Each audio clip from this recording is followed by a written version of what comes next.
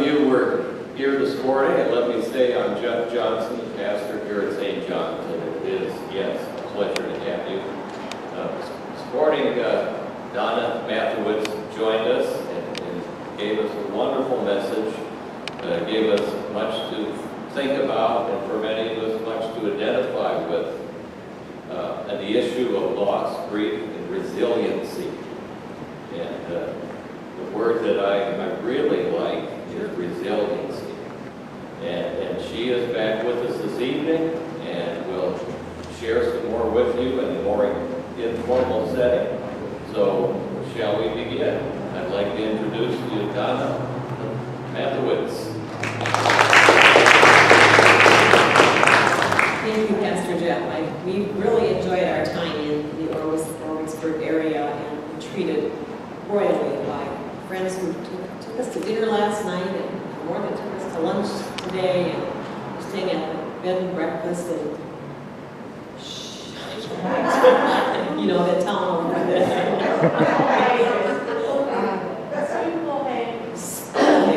Or skewcoing. It says a skewcoing. Okay, there it said it. Although while we drove here and saw the signs, like, I'm not sure how we say that. And I remember you telling me how to spell it, so that didn't help. So I tried to pronounce it after I see this.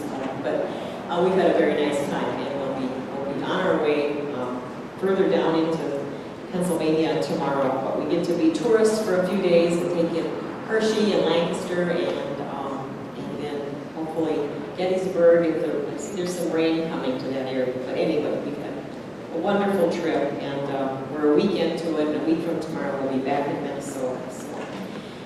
But someone asked how we ended up here, all the way from Minnesota to Pennsylvania. So I'll tell that story quickly because it's kind of fun how, and we really saw God's hand in it as we planned the trip. But we met Phyllis in Bonita Springs last winter. We were there for a short vacation. I know that's where she winters. She gets out of the Pennsylvania winters and goes south, like a lot of smart people do, right? And anyway, I spoke at a church, and Phyllis was there, and a while after we'd gotten back, the phone rang, and it was Phyllis, and she just said, well, how far do you travel to speak? And I said, well, I'm open to just about anything. Where are you? And she said, Pennsylvania. I thought, well, I've never traveled quite that far, but, and she said, if you're ever in the area, so I'll probably never, be in the area.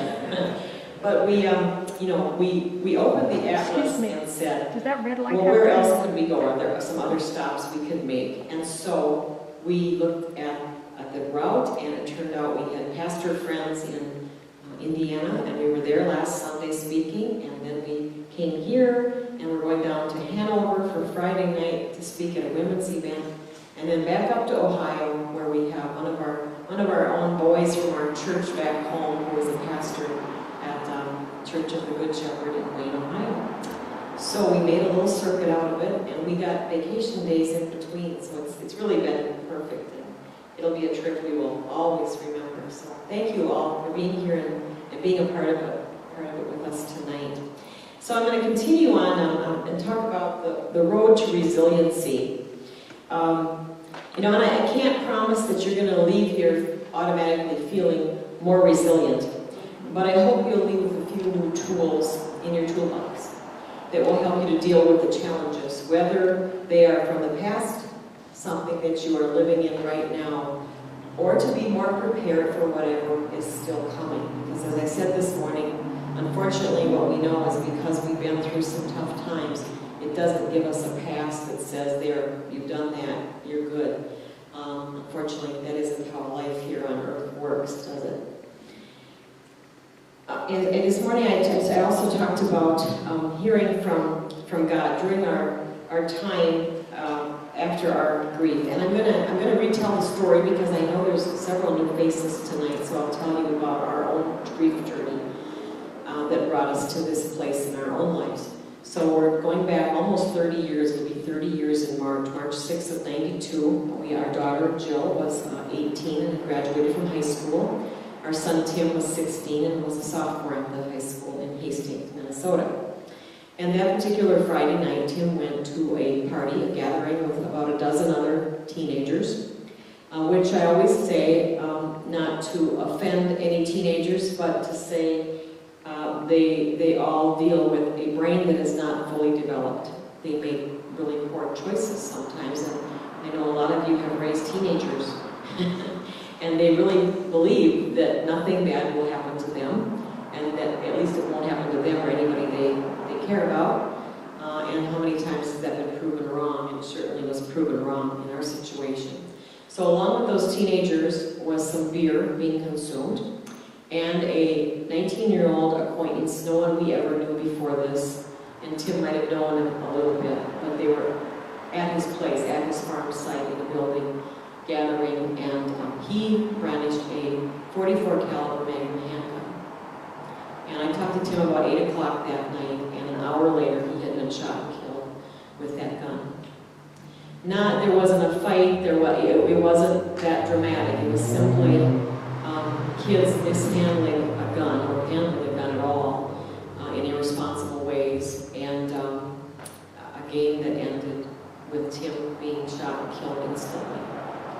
So that threw us into this grief journey that I'm going to talk more about tonight. And we learned a lot as we moved along. A year and a half after Tim died, we had the opportunity to become parents to a young boy named Oleg. Oleg was 15, he was found in a Ukrainian orphanage, and he had cancer. And through a series of events, which I share, one of my books over there shares this full story of the boy, both the boys, and many other things in our life. But with Oleg, we took him because we didn't think we had enough reasons not to. And he desperately needed a home so we could get him to the U.S., to get him to the treatment that we thought might save his life. As it turned out, it didn't last as long as any of us would have hoped. 6.5 months later, he died of his cancer anyway.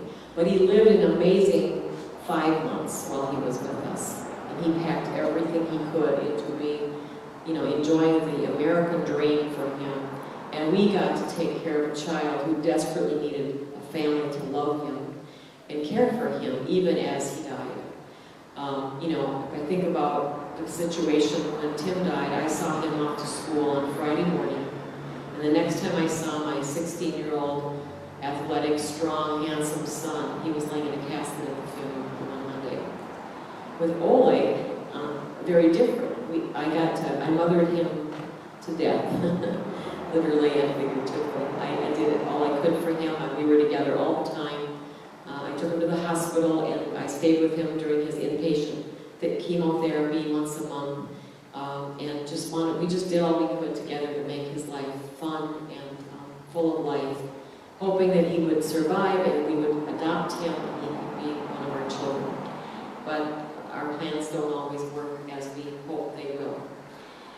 But during some of those darkest days, as I was sitting, reflecting and being quiet and reading and praying and crying, the Lord spoke to me, and he said, in my heart, in my spirit, he said, together you and I will make good come from this. And with that, as I thought about that more and did a little more studying of the Bible, I adopted Romans 8:28 because it promises the same. We know that in all things God works together for good for those who love him and are called according to his purpose. And so that became a life verse for me. Samuel Rutherford said, trust God's word and his power more than you trust your own feelings and experiences. Remember your rock is Christ. It is the sea that ebbs and flows with the tides, not him. He doesn't change, right? Same thing yesterday, today, and forever. But boy, things around us don't stay the same very long, do they? Jeremiah 29:11 also says, for I know the plans I have for you, says the Lord. Plans to prosper you, not to harm you, to give you a hope and a future. And sometimes those plans bring difficult times and cause us sorrow. Just because he says here, he makes good from things if we cooperate, if we are willing to work with him in that effort. It certainly doesn't say all things are good, and yet part of the mystery of all this is that we don't understand why God allows such things to happen. But as believers, we come to a place of faith and we accept. We work at that anyway. Some days we have to work harder than others to just accept that God allowed it to happen. This quote is from a devotional I read almost every morning. It's called Streams in the Desert. Sorrow causes deep scars and indelibly writes its story on a suffering heart. We never completely recover from our greatest griefs and are never exactly the same after having passed through them. Yet sorrow that is endured in the right spirit impacts our growth favorably and brings us a greater sense of compassion for others. Indeed, those who have no scars of sorrow or suffering upon them are poor. You know, it's counterintuitive, it's countercultural to think that we are by any way richer from the sorrows in our life. But I believe it to be true. It has been true in our life, and we have walked alongside for more than 20 years, 25 years probably, other people in grief. We facilitate 2 different grief groups and come in contact with grief and loss through many connections in our community and in our churches. But it is not always, doesn't mean it's always easy to accept when you're the one walking through the pain. I have a mantra that I often share. It says, work through your grief, not around it, but through it. Give yourself grace, be patient with yourself, and with others who just don't understand. And later on in the program, I'm going to switch gears and talk more about how do we support others in grief, and then how, if we are the grievers, how do we show grace to some who just don't understand, and then be open to growth. You've changed, and in time you can embrace your new normal. Only God has the ability to bring true healing, and He's the only one who is the same yesterday, today, and tomorrow. Well, you know, as our bodies were made to heal from physical injury, our souls were also made to heal from grief. God didn't create us to be in grief the rest of our lives. There will be a time of sorrow and grieving and mourning. And grief is what we cannot control. What happens to us when there is a sudden loss of, and of course I'm talking really from an aspect of death, but we find ourselves grieving many other things. The pandemic put I think all of us into a time of grief, and many of us are still grieving the losses that occurred, and now here we all are masked again, and it continues to cause us to grieve some of the losses that have been, some things that have been taken from us because of this virus. But it can be loss of a job, it can be loss of independence. What happens when you have to give up your car? What happens when you are forced to sell the house you've loved and lived in all your life? Those are real things that cause us to grieve. And of course, the death of the loss of anything or anyone of great value to us will cause us to grieve. Now, sometimes it's a shorter blip on the screen, right? And we move along and we look behind and we say, well, it wasn't any fun, glad that's over. But there's some things, such as the death of a loved one, that will be part of your tapestry for the rest of your life. It will be with you forever. And then you mourn the loss. So the difference between the active grieving and the mourning, I will mourn the loss of my boys for the rest of my life. I will always wish they were still here, especially certain times. I mean, I pause every Mother's Day 30 years later, and we're with our daughter and our son-in-law and our other son and our grandchildren. But Tim's not there, which means neither is the wife he never got to have, the children he never got to have, which really impacts our life still, and it always will. So I'd like to turn in the corner and dig into what we can do more to be more resilient people. And God will always lead us, but we need to do our part as well.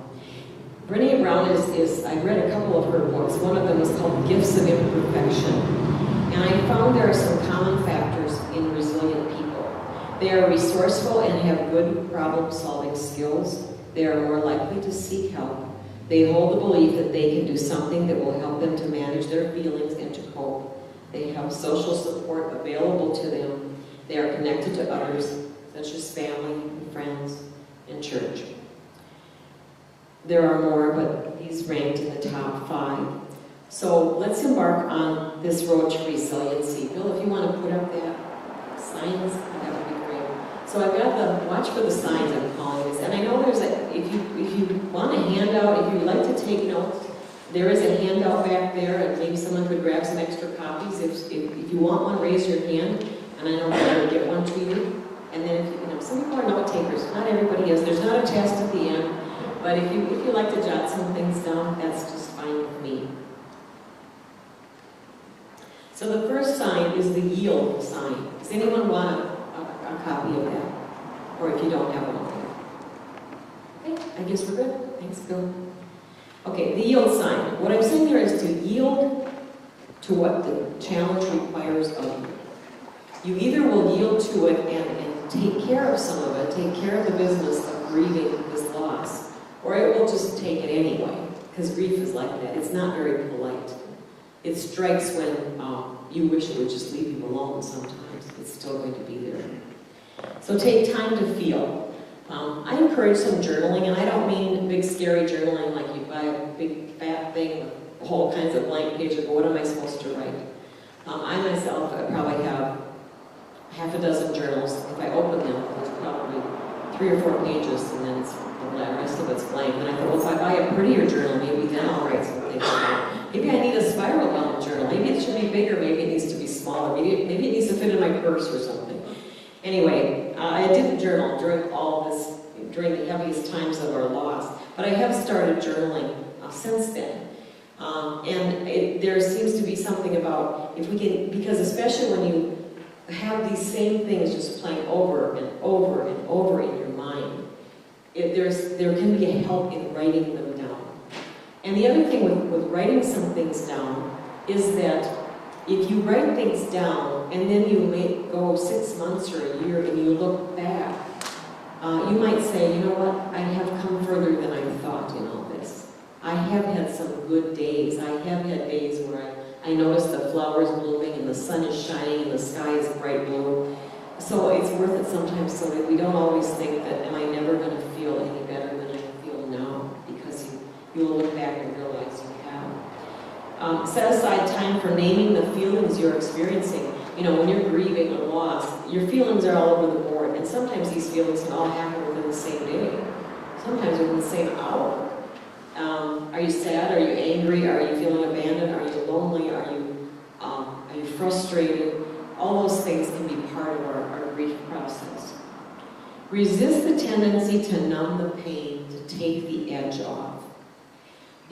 Here in good old USA, we have lots of opportunities to use things to take the edge off, to help us just numb it, set it aside.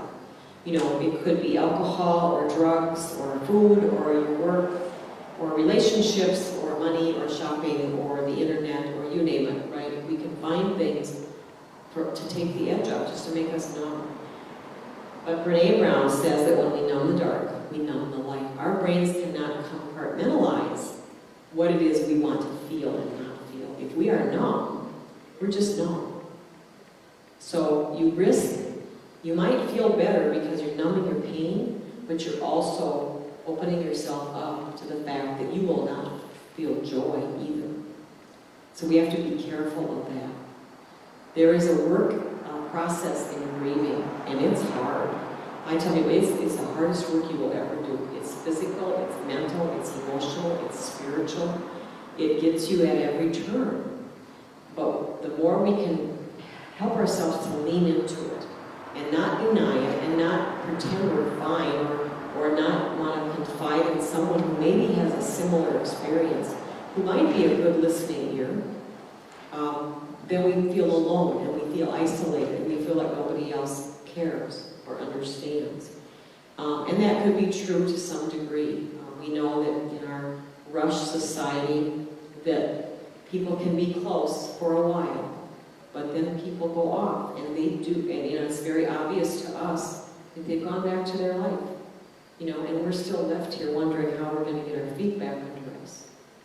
So the more we can search for those people or groups or a pastor or whoever it is that we can talk to about it, I think that's a much healthier way to just admit this is hard and I'm really struggling right now, and I probably need to just talk to someone. Spend more time in a Bible study or prayer or quiet time, however you do that. When we lose our tolerance for discomfort, we lose joy. It's not possible to compartmentalize the negative emotions from the positive. So leaning into the discomfort of the vulnerability teaches us how to live with joy, gratitude, and grace. Educate yourself by reading and talking with others who understand.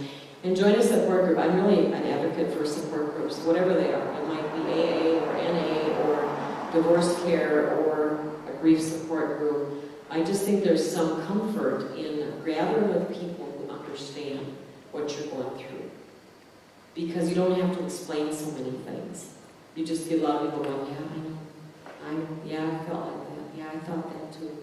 You know, and then you also find that in those groups you're going to be with other people who maybe are further along than you are.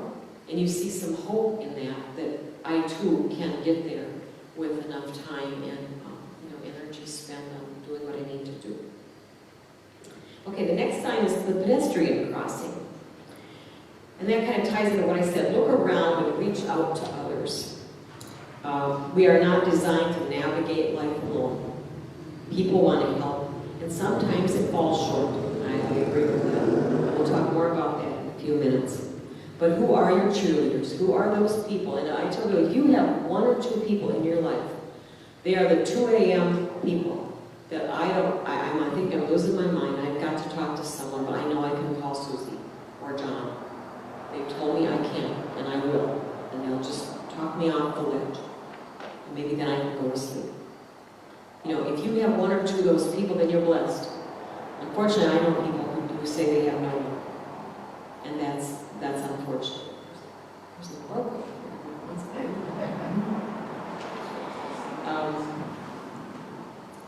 And some of that, having those people in your life is about digging our own well before we get thirsty. As we give out, so we receive. And so if you've been someone who has been there for others, the possibility of them, someone being there for you is probably greater. It's never too late to do that. We can still be those people for others too. And, I think in general, a lot of us are much better at receiving or at giving than we are receiving. Anybody agree with that? We'd rather help than be helped. Why is that? Well, that little bit of pride I think we carry with us, like, I can do this. But I would encourage you to admit that you'll have your turn to reciprocate. There will be a time that person, most people will need you, and you can do your part there. The falling rocks. Expect to be blindsided from time to time. These are things that surprise us, that maybe we didn't think about, and it's like, wow, I didn't know that going to that place would be so hard. I didn't know it would stir up this memory in my mind. And I'll tell you when I talk about falling rocks, I have a story about Tim. Tim loved angel food cake. And if I baked the angel food cake and I inverted it on a bottle, on the countertop, and I wasn't watching closely when I went to get the cake, there was no brown stuff left on. He had pulled all the good, yummy brown from underneath it. So my beautiful angel food turns out this high instead of how it should be. Well, he even learned how to make his own angel food cake. So, just have it, just add water, whip it up, and he could do that. And there was at least a few times when maybe we were gone for a good part of the day, and Tim decided he needed angel food cake, so he would bake an angel food cake. And I don't know if sometimes he had friends over, maybe they helped him, but the angel food cake was gone when we got home. But what was left for me was the dry tube pan in the kitchen sink. Because, they don't hold water. Even if he did try, it would have been dried up. So, of course, guess what? An angel food cake was a falling rock for me. And I didn't know that until the first time I went to the grocery store, and the first few times, really, and rounded the corner into the cake section, and there was an angel food cake. I didn't buy angel food cake for a long time after Tim died, because it just made me sad. And I'm all about not exposing yourself to pain anymore if you don't have to. There's some things we have to do even while we're grieving, but there are some things we can say, I'm just not up to that. I'll skip that aisle today, or I risk having to leave my cart in the middle of the aisle while I go out to my car, because I've lost it again. So it could be a certain food like that, it can be a smell, it could be a song, it could be a memory, it could be walking back into the same church where your funeral was held. It could be going to the funeral home where you were, it could be the last restaurant you were with that person, all kinds of things. Those all can be falling rocks. The detour. Well, what we know when these things happen is life is no longer going as planned. Just like a detour on the road. Anybody had to take detours lately? We said the drive out here from Minnesota was fine, but plenty of construction. But in Minnesota, we have two seasons. We have winter and we have construction. Those are our two seasons. So, and someone said, I think it was Michael this morning, said that the orange cones are the Pennsylvania state flower. Just like the mosquitoes are our state bird back in Minnesota. So you are no longer on the road you planned, you're on a different road, and it really was not of your choosing. I think it's a bit like how we feel when something disrupts our lives, such as the loss of a loved one. But what do? When we come to a detour on the road, I think most of us go, ugh, it's going to take us another 10 minutes. We hadn't planned on that. But what do we do? Do we turn in that direction, follow the detour, and take it around? Or do we say, that's it, I'm going home, I'm not going to do it? I wish there truly isn't that option when you're grieving the loss of a loved one. But we think about it, like, I can't do this. And so we give up trying to learn how we can become more resilient. And going through and pushing in and leaning into the pain and finding the help we need, some of the things I already said previously, that's how we take the detour anyway. And we end up, the thing with grief and loss, we may end up in a different place than we had planned. Because the loss of a spouse, for example, the plans you had with that person aren't going to come to fruition, are they? So whatever you thought you were going to do with him or her is different. And so you don't even get exactly to the same place you plan to be a year from now or 2 years from now, whatever it might be. But we keep going, and that is equal to resiliency. The rest area. This is really about self-care because I think it is so important. Take time to breathe. And I mean that literally. So would you all just sit up tall and put your shoulders back, and maybe both feet on the floor if you can, and just, I want you to practice this breathing exercise. And it's something you can do anywhere. You can do it while you're here in church, you can do it while you're standing in line at the grocery store, you can do it while you're driving your car. But there's something about breathing. And when you are stressed, and if you haven't noticed it, pay attention to your body the next time you are maybe riled up about something that's happening. Maybe you're upset about a conversation, or you're nervous about something you have to do, or whatever it is. And what we do when we're stressed is we don't breathe from the diaphragm. I know I have some chorus people here, and I know you know how to pull from the diaphragm, right? But when we're feeling stressed, we breathe from up here. We don't take nice deep breaths. So I want you just to take, inhale, and I know with masks maybe it's not quite so easy, but imagine. Inhale through your nose, hold it for 4 seconds, and then you blow out all the air you can. So without a mask, it really would be better. But, and you can do that 2 or 3 times, and you will feel, even after a couple times, you'll feel your body relax. So it's a great exercise. It doesn't cost anything. You can do it wherever you want, and it's good for you because it's filling your lungs and it's emptying your lungs. And you take those nice deep breaths that we all need more of.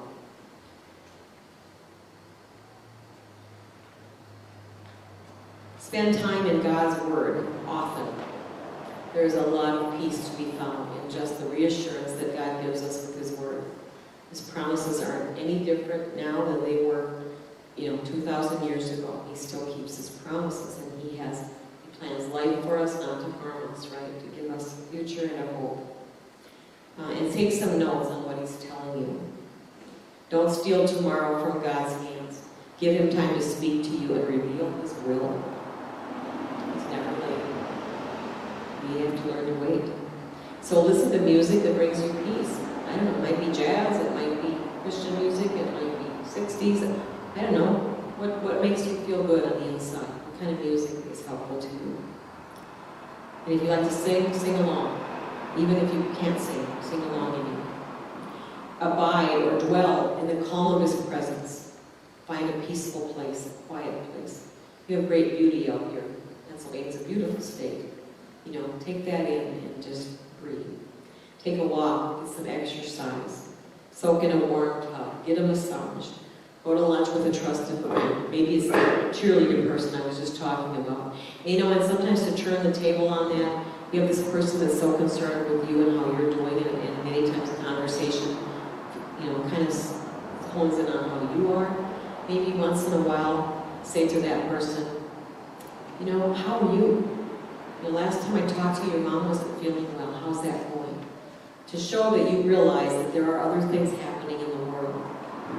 It's good for you, and I think it's refreshing for them. And that, one thing I didn't say about the cheerleader, that trusted friend, is if you have someone in mind, after I said that tonight, I hope you'll, however you want to communicate, you want to text them, you want to send them a card in the mail, you want to call them, and just say thank you.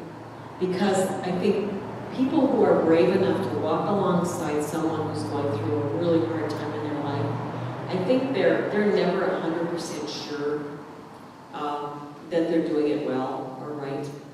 So if you can tell them that, say, you know, I just want you to know you have been a lifesaver for me. I so appreciate you caring about me and being so attentive, and you are a great friend. Tell them that. Don't we all love to hear that we're doing something right? So don't hesitate to do that with those people in your life. Expressing gratitude, even no matter what, we can find something to be grateful for. 2 Corinthians 4:8-9 says, we are pressed on every side by troubles, but we are not crushed. We are perplexed, but not driven to despair. We are hunted down, but never abandoned by God. We get knocked down, but we are not destroyed. Elizabeth Kubler-Ross, well known for her research and writing on grief, said this: people are like stained glass windows, and boy, do you have beautiful stained glass windows. This morning, the sun was shining through these windows. It was amazing. So she's saying we are like stained glass windows ourselves. They sparkle and shine when the sun is out. But when the darkness sets in, their beauty is revealed only if there is a light from within. Think about that.